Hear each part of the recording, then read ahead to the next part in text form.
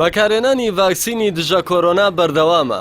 با پێی ئامارێکیش لە جیهاندا زیاتر لە 600 ملیۆن ژەم لە ڤاکسینەکانی دژ بە کۆرۆنا بەکارهێنراوە. با گوێرەی ماڵپەڕی ئاوە وۆڵد ئین داتاکە تایبەتە بە نوێترین زانیاریەکانی ڤاکسینی دژە کۆرۆنا. تا ئێستا 610 ملیۆن ژەم لە ڤاکسینەکانی دژ بە کۆرۆنا بەکارهێنراون. زۆرترین ژەم لە ئەمریکا بەکارهێنراوە کە 153 ملیۆن و 63 هزار ژەمە.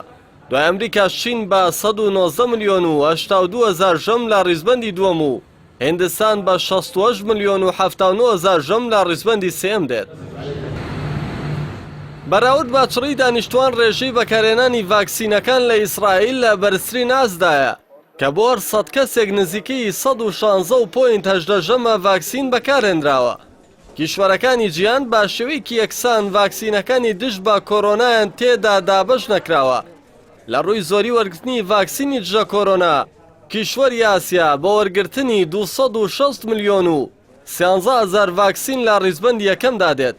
دوایە وڵاتانی ئەمریکای باکوور بە وەرگرتنی 169 ملیۆن و 82 هزار ڤاکسین لە ڕیزبەندی دووەم و کیشوەری ئەوروپا بە وەرگرتنی 128 ملیۆن و 66 هزار ڤاکسین لە ڕیزبەندی سێمدا دێت. بەڵام نیوەی باشووری زەوی ژمارەیەکی زۆر کەمتر ڤاکسینیان بەرکەوتووە. وڵاتانی ئەمریکای باشوور 39 ملیۆن و 35 هزار و کیشوەری ئەفریقا 11 ملیۆن و 42 هزار ڤاکسینیان بەرکەوتووە.